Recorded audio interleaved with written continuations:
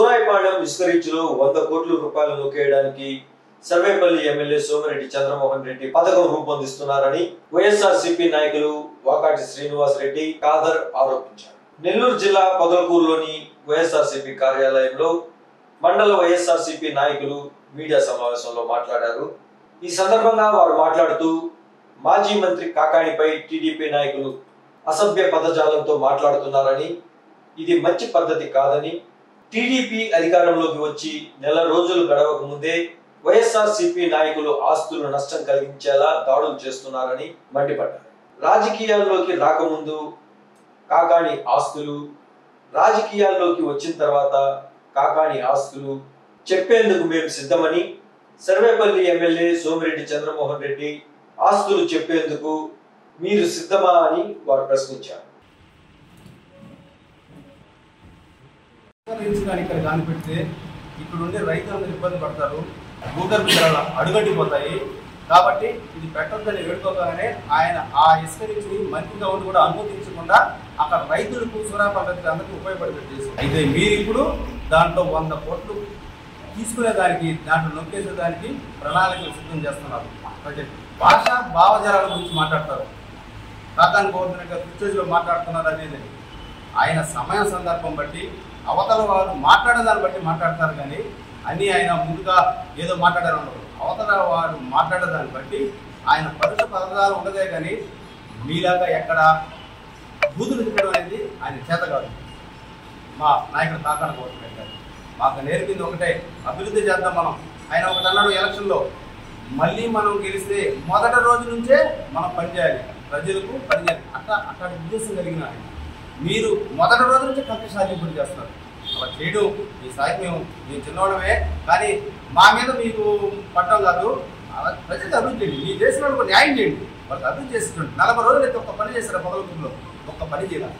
కక్ష సాధింపులు, ఒక వాలంటీరు వాళ్ళకి ఇప్పుడు వాళ్ళ తాతల కాలంలో వాళ్ళ తాతకి 2 కొడుకులు అయితే 18 అంకణాల స్థలం ఇస్తే ఆ 18 అంకణాల స్థలంలో 9 అంకణాలు పెద్ద కొడుకు, 9 అంకణాలు చిన్న కొడుకు వస్తే ఆ 9 అంకణాలకి అంటే 3 రోడ్లు ఉంటాయి. 3 రోడ్లలో ఆ అభివృద్ధి ఉందంటే ఆ చివరి వాళ్ళు కాబట్టి ఒక రోడ్డుకి ఒక 4 అడుగులు జరిపి కట్టుకునే అవకాశం ఉంది. ఒక విలేకరు ఆడ ఫోటో పెట్టి, ఆ వాలంటీర్ ఫోటో పెట్టి డబ్బులు గుంతునాడు చేస్తే వాళ్ళకి సపోర్ట్ చేస్తారు మీరు. ఆ పిల్లవాడు పాపం ఖచ్చితంగా కరెక్ట్గా ఉండే పిల్లలు ఆ టటోను కూడా మీరు వాళ్ళకి సపోర్ట్ చేస్తున్న పరిస్థితి. కొంతమంది విలేకరులు అంటే అందరు కాదు, 1 2 అయితే ఉన్నారు. డబ్బులు వాళ్ళ దగ్గర 20,000 రూపాయలు తీసుకుంటే కేసు కట్టించాడు. ఆ కేసు కొట్టించుకునే దానికి ఆ పిల్లలు నాన్న ఇబ్బంది పడుతుంది. R&B road బతకలేదు. అక్కడ ఉండేది ఏంటంటే 4 రోడ్డు కూడలు, 1 రోడ్డు కూడలి గవర్నమెంట్ ఉంది, 1 రోడ్డు కూడా ప్రైవేట్ ఉంది. ఆ రోడ్డు కూడల్లో 4 అందరూ వేసుకుంటే 4 ఒకటిగా మా కుర్రోడు ఒకటి వేసుకుంటే దాన్ని తీసేయాలని అంటారు. ఈ మీరు చేసేది డబ్బులు కట్టి ఒక ట్రాన్స్ఫారం పెట్టుకుంటే, ట్రాన్స్ఫారం మా స్థలంలో ఉంది, ట్రాన్స్ఫారం తీసుకోవాలని చెప్పి మెయిన్ రోడ్డు మీద మాలో ఉన్న మా పార్టీ నాయకులు పెట్టుకుంటే దాన్ని పెట్టుకున్న దాన్ని డబ్బులు కట్టినా కూడా దాన్ని తీర్చిదంగా చేస్తారు. ఈ కక్ష సాధింపులు మా మీద చేసేది. ప్రజలకు చేయండి సేవ. ఏ పార్టీనైనా ఇదే ఆచారం వస్తుంది కదా, రేపు మేము అధికారంలో వచ్చినప్పుడు కూడా ఇదే పరిస్థితి వస్తుంది కదా, గమ్ముండరు కదా. కాబట్టి దయచేసి మేము మా స్థాయి చిన్నది, కానీ మేము మా ఇచ్చే సలహా అభివృద్ధి మీద సలహా అనుకోకూడదు, మీకు సూచన అనుకోకూడదు. మేము అనుకునేది మీకు గెలిపించిన వారిని ఎవరైతే ఉన్నారో ఆ నియోజకవర్గాన్ని, ఆ మండలాన్ని అభివృద్ధి చేయాలని కోరుకుంటున్నాం. గత ప్రెస్ మీట్లో తెలుగుదేశం పార్టీ వారు కాకాని గోవర్ధన్ రెడ్డి గారి ఆస్తుల గురించి ఆయన అభివృద్ధి గురించి కొంత ప్రస్తావన చేశారు.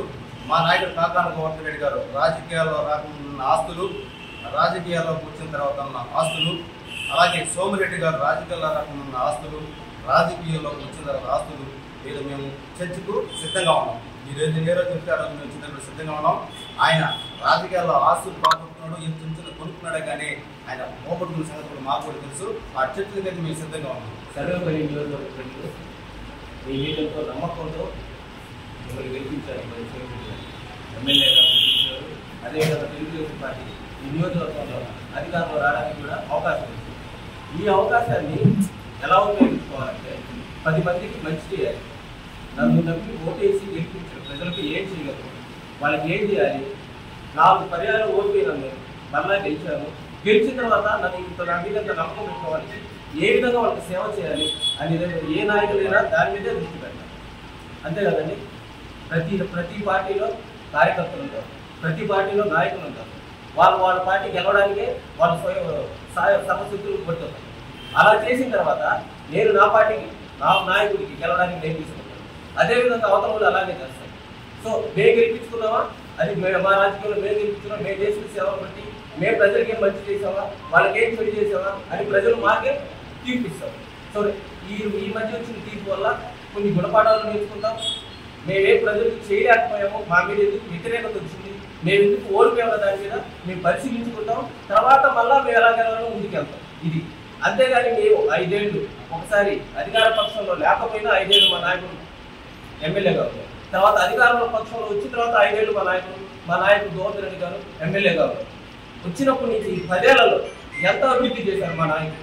అంతేగాని ప్రజలకు ఏం కావాలి, రోడ్లు కావాలి, వాళ్ళకి మంచినీటి పొదలకూరులో మంచినీటి సమస్య ఎంత దూరం ఉంటే దాన్ని ఎలా పరిష్కరించాలి, ఎక్కడి నుంచి బోర్లు వేయాలి, ఎక్కడి నుంచి పైప్ లైన్ లాగాలి, వీటన్నిటిని అధిగమించి రోజు మార్చి రోజు నీళ్లు ఇవ్వాలంటే ఏ ప్రణాళిక నిర్వహించాలి, ఇలాంటి వాటి మీద అంత దృష్టి పెట్టి ఈ రోజు పొదలకూరులో మట్టి రోడ్డు అనేది లేకుండా చేశారు.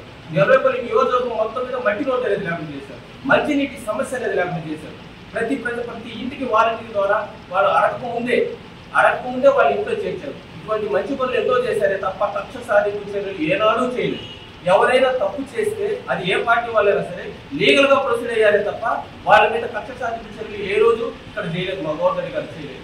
కానీ ఇలా తప్పు చేసిన కొంతమంది వాళ్ళు ఎవరైనా సరే తప్పు చేస్తే వాళ్ళు ఖచ్చితంగా వాళ్ళకి శిక్ష పడాలి. మిమ్మల్ని నమ్మి మీరు మంచి చేస్తారని చెప్పి మీకు ఓటేసి ఈరోజు అధికారం మీ చేతిలో పెట్టారు. ఆ అధికారాన్ని ఏ విధంగా సద్వినియోగం చేసుకుని ప్రజలకు ఎంత దూరం మేలు చేయగలరో అంతవరకు చేయండి. శభాషం తెచ్చుకోండి.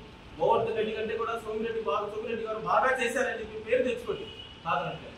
కానీ ఇటువంటి కక్ష సాధింపు చర్యలు దిగితే మేము కూడా మా పద్ధతిలో మాకు తెలిసిన పద్ధతిలో న్యాయపరంగా మేము ఎదుర్కొంటాము. దేనికి లొంగేది ఉండదు, భయపడేది ఉండదు, పారిపోయేది అస్సలు ఉండదు. అలా అనుకుంటారేమో అసలు ఎక్కువ పరిస్థితులు